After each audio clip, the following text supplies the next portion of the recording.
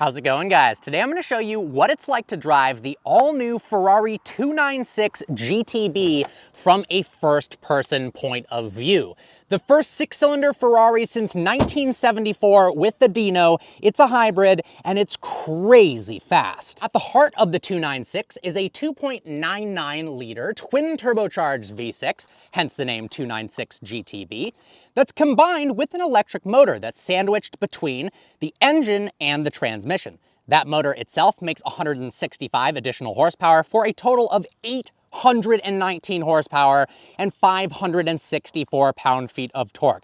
Yes, that's right, that is hypercar levels of horsepower. 0 to 60, despite this being rear-wheel drive, happens in 2.4 seconds, and the quarter mile in 9.6, making it as fast as a Bugatti Chiron in the quarter mile. The 296 honestly isn't my favorite looking Ferrari, but it is pretty, and it has some functional and hidden aerodynamic features. Check this out, it's got a floating wing down here that allows air to pin itself on the bottom of the car. High pressure air. Then low pressure air goes to the underside of the car through other avenues. Both of those combine into vortices and effectively create downforce over the front axle. We also have a cool little aerodynamic element here.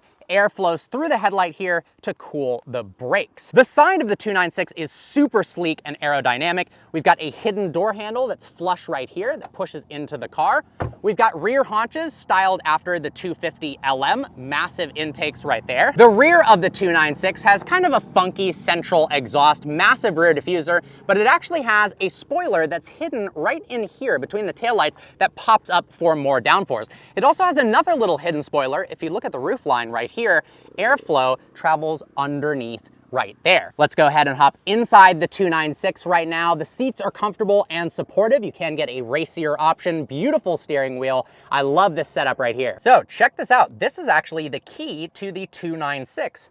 You can go ahead and place it right here. Now, this control panel is styled after a gated manual transmission. You can see you've got drive controls for reverse, manual, automatic, and launch control. Now, to power the vehicle on, we have this touchscreen button here instead of that red start-stop button. I'm not in love with that fact. There are so many digital controls on the steering wheel. So check this out.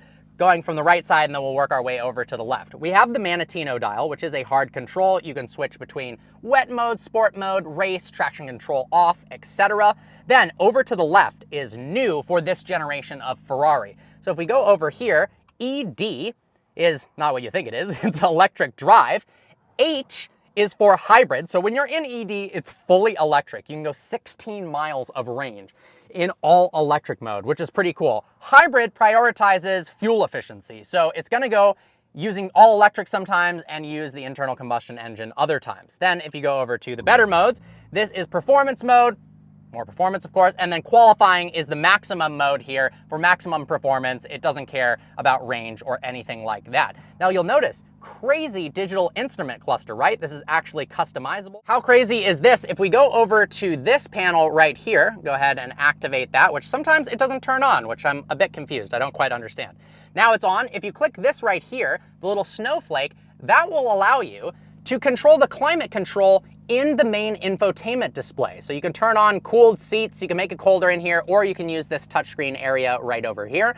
You've also got a passenger display right here, anything from audio as well as what gear you're in, the speed, etc. Overall, the interior is very nice.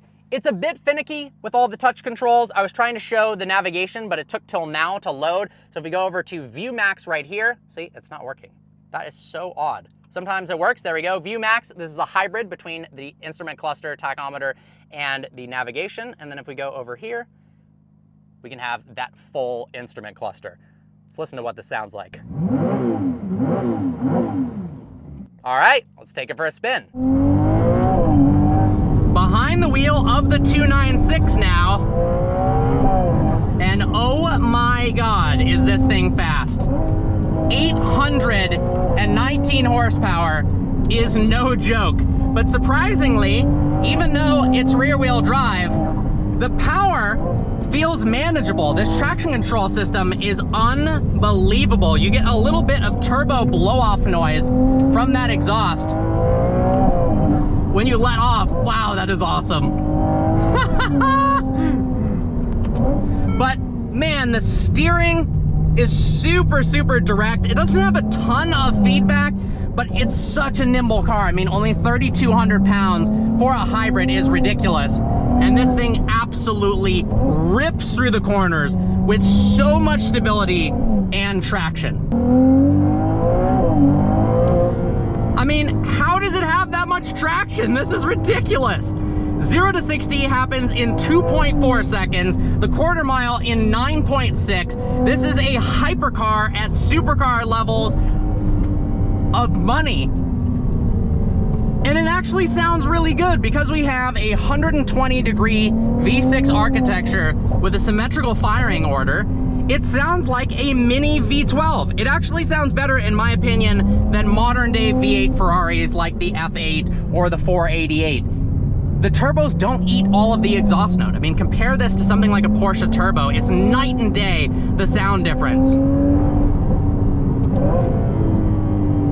Wow. It's very confidence-inspiring, despite being this fast. You'd think it would be really intimidating and scary. But if you're familiar with powerful vehicles, have no fear. This thing's got your back. Now, let's go ahead and do a launch control because the acceleration from a standstill is truly, truly impressive. Power start, floor the brake and the gas.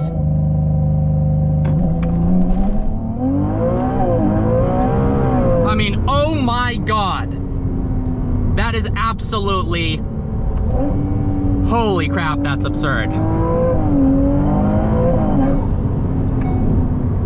I mean, this is one of the best driving, if not the best driving modern Ferraris that they have made in terms of a mid-engined car in recent years. The A12 Competizione is absolutely insane and a bit more rewarding and engaging to drive, but remember that this isn't the Pista or Speciale version. If they do come out with something like that and not just the Assetto Fiorano package, this car is going to be absolutely insane. It's already such a great car, but a little bit more feedback in the suspension and the steering would be nice. Now, you can get a little bit more suspension feedback if you do upgrade and get the Assetto Fiorano package, but apparently that means you can't get a front lift, so for daily driving, that's kind of a pain in the butt. It also gives you carbon fiber doors, basically some weight saving, some extra aero, a livery, etc. It's cool, but it's also very, very expensive.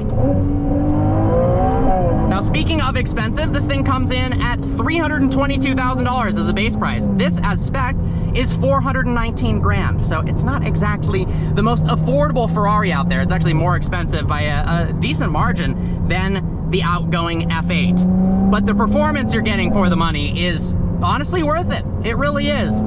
It feels aggressively priced, but when you're getting basically a Tesla Plaid with an exhaust note and then a beautiful design, yeah, it's pretty unfreaking believable. The brakes are super awesome. What's also really surprising is how comfortable this car is. So we're gonna go ahead and take it out of, we are in qualifying mode.